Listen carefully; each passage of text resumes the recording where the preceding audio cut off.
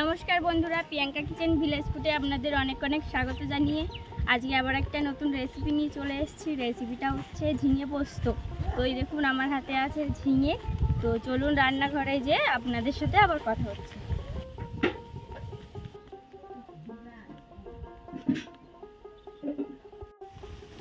তো সবার প্রথমে আমি ঝিঙেটাকে ডুমো ডুমো করে কেটে নেব।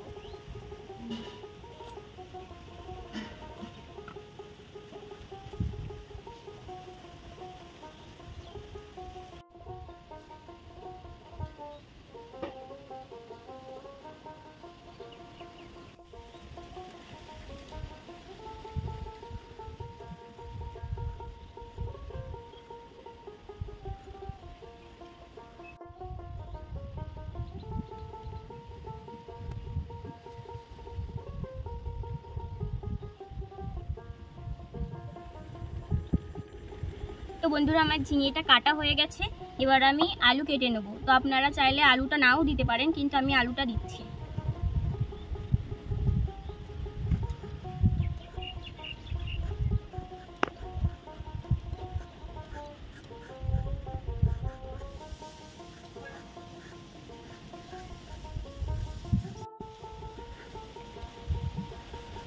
তো আলুটা আমি এই 4 ফালি এরকম করে আরো ছোট ছোট করে কেটে নেব, কারণ ঝিঙেগুলো খুব সহজেই গলে যাবে, আলুটা গলবে না।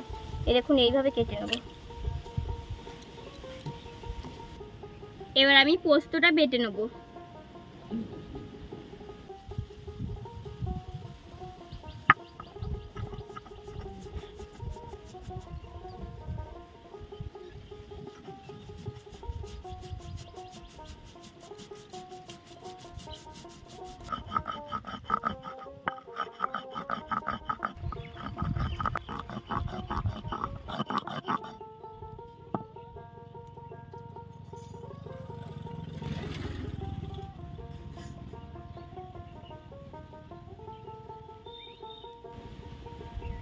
তো পোস্তটা আমার বাটা হয়ে গেছে, এবার আমি তুলে নেব।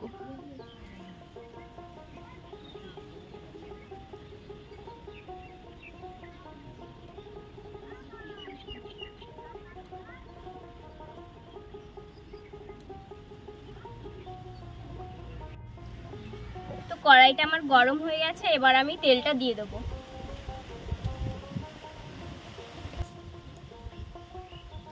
তো তেলটা একটু গরম হতে থাকুক, তারপরে আমি ঝিঙে আলুগুলো ভেজে নেব। তো ফোড়নে আমি দিয়ে দেবো শুকনো লঙ্কা আর তেজপাতা, আপনারা চাইলে কালো জিরেও দিতে পারেন।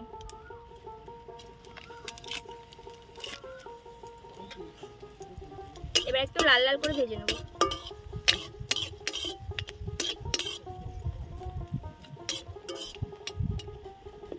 এবার আমি ঝিঙে আর আলুগুলোকে ভালো করে ভেজে নেব।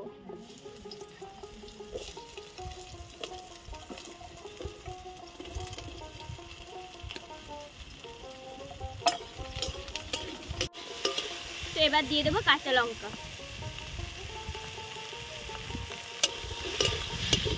ভালো করে এবার ভেজে নেব, লাল লাল হবে, যতক্ষণ না লাল লাল হবে ততক্ষণ ভালো করে ভেজে নেব। তো দেখুন বন্ধুরা আমার ঝিঙে আর আলু কিন্তু ভালো করে ভাজা হয়ে গেছে। এবার আমি লবণ আর হলুদ দিয়ে দেবো, পরিমাণ মতো লবণ আর অল্প একটু হলুদ, বেশি হলুদ না। এবার ভালো করে আমি আরেকবার ভেজে নেব।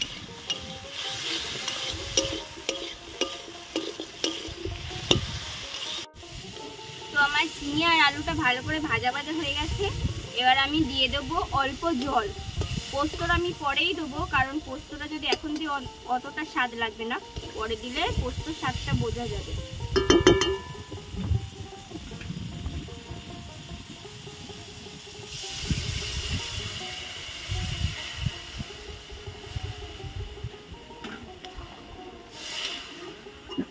তো যখন জলটা টকবক করে ফুটবে তখন আমি পোস্তটা দিয়ে দেবো।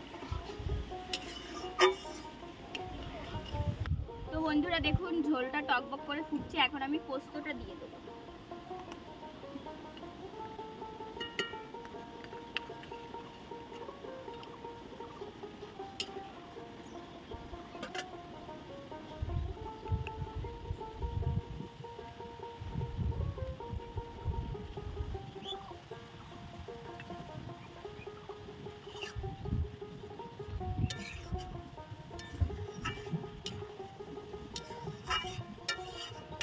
তো বন্ধুরা, আপনারা তো অনেকভাবে পোস্ত রান্না করে খেয়েছেন, এইভাবে পোস্ত একবার রান্না করে খেয়ে আমাকে কমেন্ট করে জানাবেন যে কেমন লাগলো।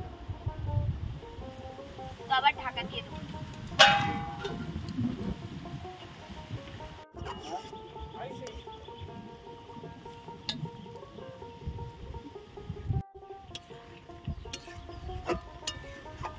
তো বন্ধুরা, আমার ঝিঙে পোস্তটা তৈরি হয়ে গেছে, এবার আমি নামিয়ে নেব।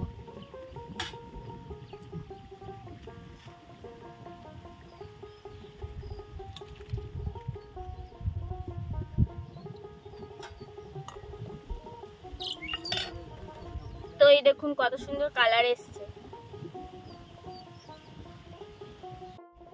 তো বন্ধুরা, আপনারা তো পুরো রেসিপিটাই দেখলেন। যদি রেসিপিটা ভালো লেগে থাকে অবশ্যই লাইক কমেন্ট করবেন, আর আমার চ্যানেলটিকে সাবস্ক্রাইব করে রাখবেন, আর নোটিফিকেশনটা অন করে রাখবেন যাতে আমার ভিডিও আপনাদের কাছে তাড়াতাড়ি পৌঁছে যেতে পারে। আর বন্ধুদের মাঝে বেশি বেশি করে শেয়ার করবেন। সবাই ভালো থাকবেন, সুস্থ থাকবেন, ধন্যবাদ।